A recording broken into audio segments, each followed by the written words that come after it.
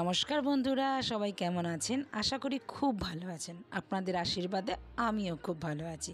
কাকলি ব্লগে আপনাদের স্বাগত জানিয়ে নতুন একটি ব্লগে আপনাদের সাথে আবারও দেখা হয়ে গেল। আশা করছি আপনাদের ব্লগটা আজকে কিন্তু বেশ ভালো লাগবে। আজকে আমার ঠাকুরের ব্লগ, সকাল থেকে ঠাকুর ঘরেই চলে এসেছি। আজকে হলো পঞ্চম দোল, বুধবার পঞ্চম দোল। তো দোলে তো দিয়েছি, দোলে আমার মেয়ে পুজো দিয়েছে দেখেছেন, আর পঞ্চম দোলে আজকে আমি পুজো দেব। সেদিনকেও আমার মেয়ে অঙ্গরাজ করেছে, আজকেও আমি অঙ্গরাজ করব। আজকে গোপালকে পরিষ্কার করে নিয়ে সুন্দর করে সাজিয়ে মনের মতন করে ফুল দিয়ে চল এবার তিলক করে নিই। এক বন্ধু আমাকে জিজ্ঞাসা করেছিলেন তিলক আমি কি দিয়ে করি। আমি তিলক দিয়েই করি।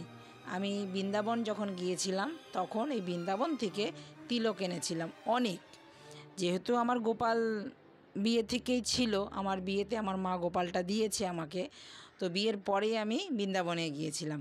তো তখন মা বলেছিল যে গোপালকে তিলক করতে হলে তিলক নিয়ে নে, পাওয়া তো যায় না আমাদের কলকাতা, সাধারণত এই রকম তিলক পাওয়া যায় না। একটু দেখবেন কলকাতার তিলকগুলো একটু সাদা সাদা হয়, আর একদম বৃন্দাবনের তিলক হচ্ছে একটু হলুদ শেডের হয়। তো এই তিলক দিয়েই কিন্তু আমরা কৃষ্ণকে তিলক করি। যখন মা গোপালটা দিয়েছিল তখন তো অঙ্গরাজ করানো ছিল, মানে রং দিয়ে করানো ছিল। তো আস্তে আস্তে যখন পরিষ্কার করি তখন কিন্তু কিছুদিন পর সব ওই যেগুলো দিয়ে রং করানো থাকে, অঙ্গরাজ করানো থাকে, সেগুলো সব উঠে যায়। তো আমি এখন গোপালকে পরিষ্কার করার পরে অঙ্গরাজ করাই, এই তিলক দিয়েই করাই।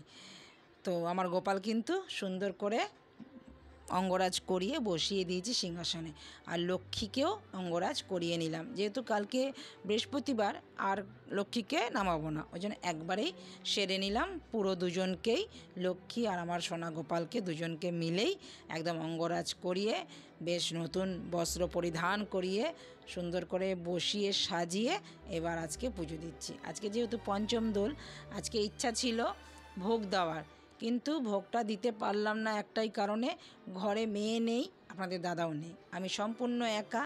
তো একা ভোগ কখন করব কি করব পারলাম না আর ভোগটা দিতে। তো আমি আমার সাধ্যে যা জুটেছে সেটা দিয়েই আজকে গোবিন্দকে ভোগ দেব। তো বন্ধুরা পুরো ভিডিওটা কিন্তু দেখবেন লাস্ট অবধি, আপনাদের আশা করছি খুব ভালো লাগবে।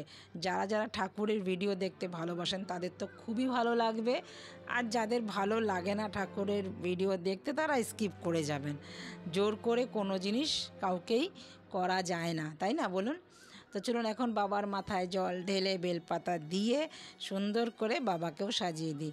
আর আজকে আমার বাগানেও ফুটেছে দুটো নীলকণ্ঠ ফুল, সেটাও নিয়ে এসেছি। আর বাগানে তো অঝরে ফুল ফুটছেই, মানে এতটাই ভালো লাগছে বাগানের ফুল দেখে, মানে কি বলবো। আর বন্ধুরা মানে বসন্তে বাগান যেন এখন ছড়াছড়ি একদম। পঞ্চম দোলের পরে আর বসন্তর পর আসবে হেমন্ত। তো হেমন্তর গাছও বসাবো, দেখি এখন কি করে। গোবিন্দর ইচ্ছা সব কিছু, গোবিন্দ যখন যেটা ঠিক করে দেবে তখনই সেটা হবে। আমি তো এটা মন প্রাণ দিয়ে মানি। আমার গোপালকে সাজিয়ে নিলাম, বাবাকেও সাজিয়ে নিলাম, এবার মায়ের পালা। এবার মাকেও সুন্দর করে জবা ফুলের মালা দিয়ে সুন্দর করে সাজিয়ে নিচ্ছি। আর আমার ঠাকুর ঘরে থাকতে কিন্তু বন্ধুরা বেশ লাগে। আপনাদের সাথে তো বারবার করে আমি শেয়ার করি, আমার মানে ঘরের কাজের মধ্যেই আমি লিপ্ত থাকতে বেশি ভালোবাসি। মানে কোনো সময় আমি না বসে থাকতে পারি না, সে যেখানেই যাই আমি, আমার বসে থাকতে একদম ভালো লাগে না। যতক্ষণ কাজে থাকবো ততক্ষণ যেন আমার মনটা খুব ভালো লাগে।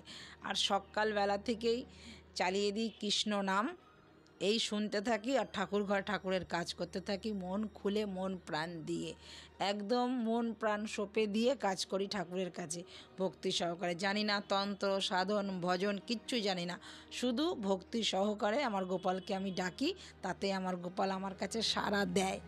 তা চলুন আপনাদের সাথে গল্প করতে করতে বন্ধুরা আমার সব কাজ কিন্তু সম্পূর্ণ হয়ে গেছে।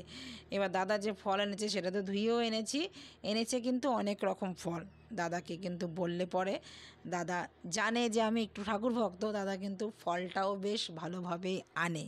তো এক এক করে এবার থালা দিয়ে দিয়েছি, এবার দিয়ে এবার বাটা সাজিয়ে দিয়েছি। এবার বাটার থেকে ফল দিয়ে দিই আস্তে আস্তে করে। হ্যাঁ, আর মিষ্টিও এনেছে। বাটার মধ্যে বাটাটা হয়ে গেছে ছোট, ফল দিচ্ছি, ফল মানে উপচে পড়ে যাচ্ছে। মেয়েও নেই না, ভালোও লাগছে না অ্যাকচুয়ালি। মেয়ে থাকলে একটু পাশে বসে কাশিটা বাজায়, আমি জোকার দেই, মেয়েও একটু সাথে সাথে জোকার দেয় বা ঘন্টাটা বাজায়।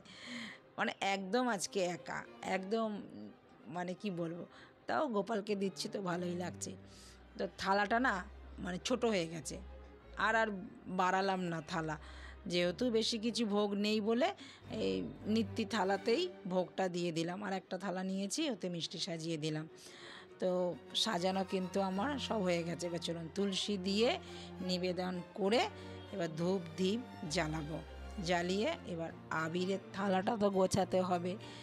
প্রথমেই তো বললাম আজকে পঞ্চম দোল, পঞ্চম দোলে গোবিন্দকেও তো আবির দিতে হবে। চলুন আবিরের থালাটা গুছিয়ে নিই। প্রথম আবির ঢেলে নিলাম গেরুয়া, তারপরে গোলাপি, তারপরে সবুজ দিয়ে এবার আবিরের থালাটা সুন্দর করে গুছিয়ে নিই। যে কোনো জিনিস সুন্দর করে গোছালে দেখতেও ভালো লাগে, দেখবেন মনটাও ভালো লাগে। তো একটু এটাকেও ফুল দিয়ে সাজিয়ে দিই, যেহেতু ঠাকুরের পাশে রাখবো, ঠাকুরকে দেব। আর ঠাকুরকে যখনই বন্ধুরা কিচ্ছু দেবেন না, আপনার সাধ্যে যাই জুটুক, সে একটা বাতাসা জুটলো বেশ সুন্দর করে যত্ন সহকারে যদি দেন না, জল বাতাসাও ঠাকুর নেয়। আমি তো এটা মন প্রাণ দিয়ে বিশ্বাস করি। আমার মতন কে আছেন এরকম মন প্রাণ দিয়ে ঠাকুরকে বিশ্বাস করেন, তারা কিন্তু আমার কমেন্ট বক্সে ভরে দেবেন কমেন্ট করে। তো দেখুন সুন্দর কিছুই না, এই দুটো গাঁদা ফুল ছিঁড়ে সুন্দর করে আবিরটাও সাজিয়ে নিলাম, দেখতেও ভালো লাগছে। আর ঠাকুরের চরণে যখন দেবো, ঠাকুরও বেশ সন্তুষ্ট হবে, না আমাকে সাজিয়ে গুছিয়ে দিয়েছে, তাই না বলুন। যে কোনো দেখবেন মানুষকেও, আপনার বাড়িতে যদি কোনো অতিথি আসে, দেখবেন একটু সাজিয়ে দিলে তার মনটাও কিন্তু ভালো লাগে, দেখবেন খুশি হয়। সে যাই দেন, হয়তো রাজভোগ না দিতে পারলেন, একটু চা বিস্কুটটাও যদি সুন্দর করে একটু ট্রেতে একটা জল দিয়ে দেন, দেখবেন তার মনটাও খুশি হবে আর আপনারও ভালো লাগবে। আমি তো এইটাই করি। হয়তো আমার বাড়িতেও যদি কোনো সময় অতিথি আসে, হয়তো আমি রাজভোগ দিতে পারলাম না, আমি চা বিস্কুটটাই এত সুন্দর করে গুছিয়ে দেই, তাদের মুখে একটা হাসি আমি দেখতে পারি। হয়তো কেউ বলে না, কিন্তু তাদের মুখে আমি হাসিটা দেখতে পারি যে তাদের ভালো লাগছে আমার তাদের দাওয়াটা। বলে না আগে দর্শনদারি ফির বাদ মে গুণ বিচারি, এটা কিন্তু ধর্মের কথাই আছে। চলুন এবার ঠাকুরের পায়ে সুন্দর করে এবার আবির দিই ভক্তি সহকারে। আমি দোলে আবির দিতে পারিনি, আজকে গোবিন্দকে আমার মনের রং দিয়ে আর আবির দিয়ে রাঙিয়ে দিই। চলুন সবাইকে আবির দিয়ে তারপরে এবার গোবিন্দকে আরতি করব।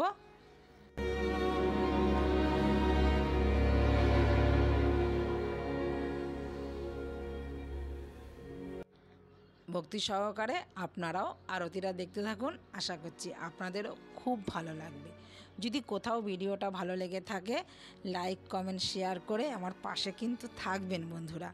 আর এরকম ভিডিও যদি দেখতে চান আরও, আমি কিন্তু আপনাদের আশায় বসে রইলাম। আপনারা লাইক কমেন্ট শেয়ার করলে তবে বুঝবো আপনারাও খুব ভালোবাসেন আমার গোবিন্দর ভিডিও দেখতে, তবে আমিও খুব উৎসাহ পাবো এই ভিডিও বানাতে। চলুন ভক্তি সহকারে এখন আরতিটা দেখতে থাকি। তো দেখা হবে আবারও আরতির পরে।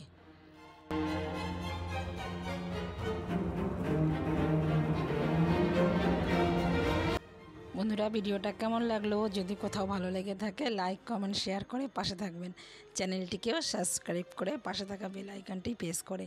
তো দেখা হচ্ছে শিগগিরই নতুন একটি ব্লগে। ততক্ষণে সবাই ভালো থাকবেন, সুস্থ থাকবেন, গোবিন্দ সবাইকে সুস্থ রাখুক, এই কামনা করেই পুজোর আরতি শেষ করলাম। তো দেখা হচ্ছে নতুন ব্লগে, সবাই ভালো থাকবেন, সুস্থ থাকবেন, নমস্কার, টাটা।